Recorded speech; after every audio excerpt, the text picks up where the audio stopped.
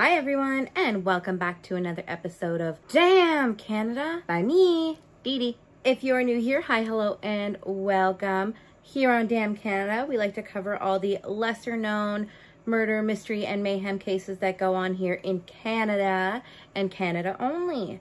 So if that's something that you're interested in, I hope I see you around again. Just a small trigger warning for today. We will be covering topics including homelessness, drug addiction, and suicidal thoughts. So if that's something that you're not really in the headspace to listen to about today, then I hope you take care of yourself, and I hope I see you again in the future. Lebohang Nicol, who also went by Toby, was born in 1981 in the Kingdom of Lesotho, located in South Africa. Lesotho is a separate country from South Africa. They actually separated from the whole United Kingdom in 1960. And it's estimated that more than 95% of their population is of a Christian religion, and 49% of that is Catholic. For the first 5 years of Lebohang's life, he spent it on the street and in orphanages. When he was around 5 years old, a Mennonite pastor and a nurse from Sudbury, Ontario, adopted him and brought him back to Canada.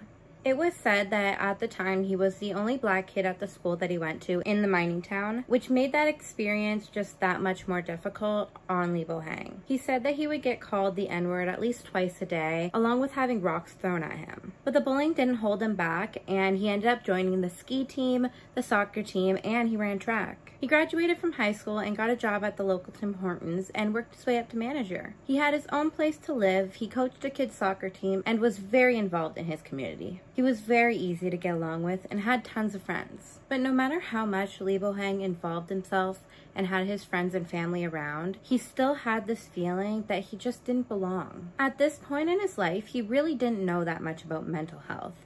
And so when he would return home after having an amazing time out with friends and family, just to get home and feel those extreme lows, he didn't think to go and search for help. He just thought he was broken. And to try and deal with what he thought was broken, he started drinking more and more, and eventually drugs were added to that as well. He ended up getting a job at the Tim Hortons in Peterborough as a supervisor, and he ended up moving there. At this point in his life, he was doing drugs and drinking from morning till night, just to cope with the feelings that he was trying to suppress. In 2007, like many full-blown addicts do, he left his basement apartment, his job, and what was left of his life, and hopped on a bus to Toronto. In Toronto, Lebohang finally felt like he had arrived. With it seeming like everybody was doing drugs just right out on the open and in the streets, he felt like he didn't have to hide it anymore, and that he wasn't the only one. He wasn't an outcast. And at that point in his life, he truly hit rock bottom. He landed on Dundas Street East and Sherbourne Street and moved into the local shelter. 5 years into living on the streets of downtown Toronto, he was in an ever-repeating cycle of hopping from shelter to detox to jail to the emergency room and then back to the shelter again. Lebohang was down to just 90 pounds and was drinking a 26er of vodka and a 12 case of beer just to function during the day. From 2007 to 2012, Lebohang was in a cycle that seemed it would never end. He would walk the streets of Toronto during the day and sleep at different shelters at night. And when he wasn't in jail for some petty crime, he was bouncing between the emergency room and detox. And just like many other addicts, Lebohang wanted to get clean. But once he was out of detox and left to walk the streets of Toronto in his own thoughts, and no support, he found himself turning to the alcohol and drugs once again, just to numb his ever-growing thoughts of suicide. In 2011, Lebohang actually went into detox 20 times, which in turn ended up him qualifying for a new program called TCAT, which stands for Toronto Community Addictions Team. TCAT was set up in 2010 after a man named Robin Griller, who was working at St. Stephen's Community House as a manager of housing and homeless services, was looking through data trying to figure out some of the issues that they were having with getting people into housing. The main problem he was trying to look into was that the waiting list for supportive housing was so long. It was well over a year just on the waiting list. And because of that, his clients would end up disappearing and he would have to go find them. And oftentimes he would find out that they would have relapsed, and everything that they had been working on up until that point would be thrown right out the window. Through his research, he actually found that in 2009, 30% of the admissions were being used by just 2.7% of clients, which meant that people were basically living in detox. Along with that, he also looked at the emergency room visits, and those were pretty much the same. There were some people that were going to the emergency room every other day. After speaking with Detox to find out what they needed to help solve this problem, St. Stephen's, partnering with St. Michael's Hospital, set up a program to target those individuals. The specific aim for TCAT was to work with people with complex substance abuse issues who reached a certain benchmark, which were 8 or more admissions to detox in 12 months, 5 emerge visits in 2 months, or 20 emerge visits in the last year. A staff of 5 would take on about 100 clients at a time, and with no time limit in mind, they would give these clients an abundance of care, setting them up with things like addiction doctors, mental health doctors, and harm reduction workers. So since St. Stephen's was partnering with the downtown hospitals, whenever someone on Griller's list would show up at the Emerge or Detox, the staff would be able to tell that client if they qualified for TCAT, which is exactly what happened to Lebohang in 2012. A young woman named Nadia Wali was assigned to help Lebohang when he entered the detox in 2012 for the 20th time. At first, Lebohang was very withdrawn and quiet. Nadia, first wanting to build a trust between them, would just talk with him about his life and his goals in the baseball bleachers of Moss Park. Lebohang really didn't have that much faith in the whole treatment thing. He had done it a billion times before. What was going to be different about this time? He once stated, "They say, we're going to fix you. This is what you do.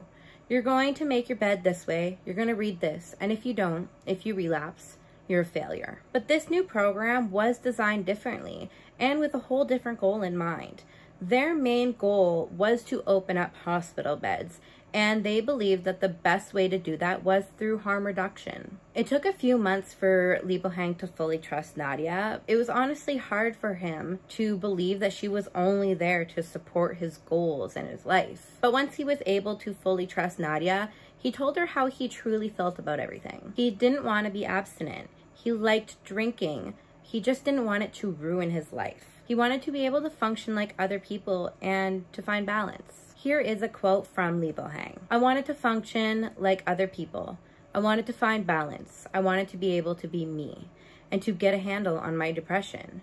Just to be able to learn not to look into the abyss at 8 a.m. in the morning, staring at the sidewalk without a penny in my pocket." Soon after Lebohang opened up to Nadia, he was set up with the St. Stephen's addiction doctor. He was put on medication for his depression and anxiety and started drinking less. He saw a harm reduction worker, and he signed up for a trustee that would help him set up a budget. Instead of spending $100 on drugs and then $60 on booze, he was able to budget $30 on Mondays and $30 on Wednesdays, which is a huge accomplishment for somebody with addiction. He also went to a local food bank, and he took cooking classes, and he eventually got into housing. And if he relapsed and he ended up back in detox, Nadia would be there to meet him to help him get right back on track.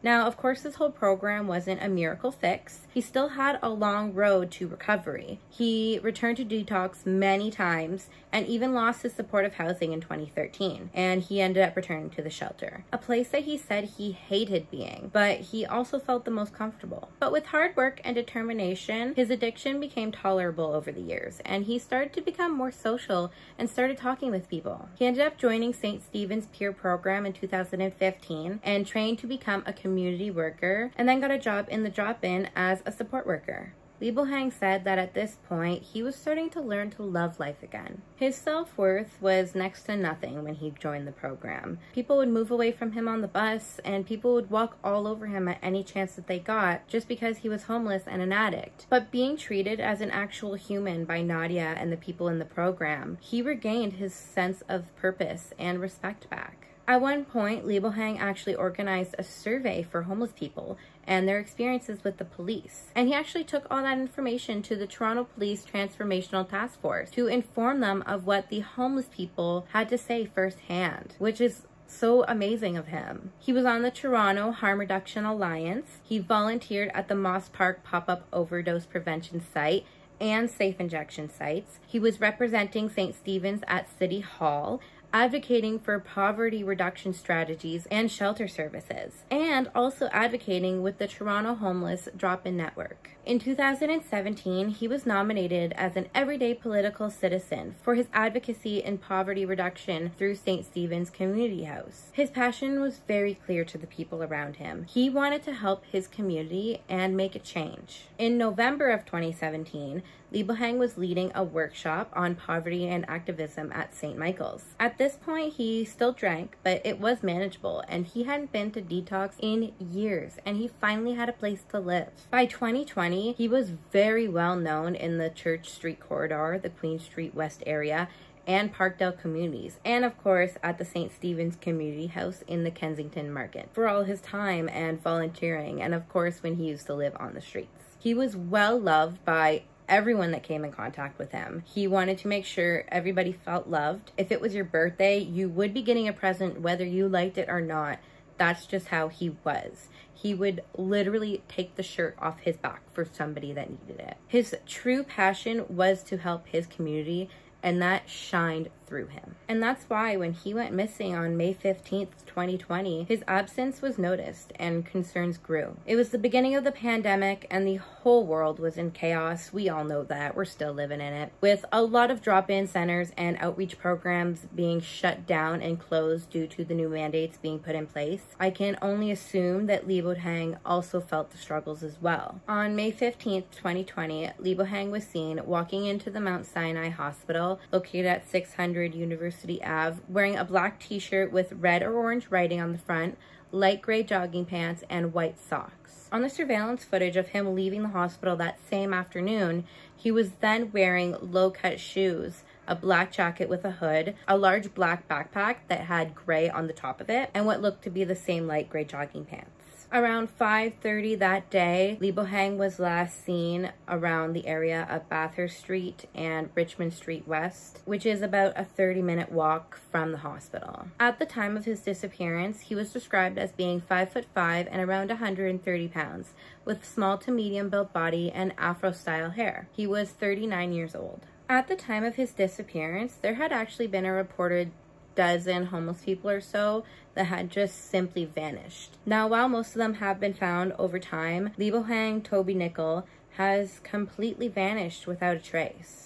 And unfortunately, that was all the information I was able to gather on the disappearance of Lebohang Toby Nicol. I do believe that he was still working at St. Stephen's and everything at the time of his disappearance. And just for a side note, it hasn't been mentioned anywhere as to why he was at the hospital that day, which is understandable why they wouldn't release that information. It is medical after all. And as far as we are aware, he was still active and very involved with his community at the time of his disappearance. If you have any information on the whereabouts of Lebohang Nicol, if you know where he is, if you've seen him, anything like that, please don't hesitate to call Crime Stoppers. It is anonymous and people just want to know where Lebohang is. He wasn't just some homeless guy. He wasn't just some guy battling addictions and mental health. He was and still is a valued, missed, and loved member of the community. And people want to see him again. Reading his story made me so proud. Like,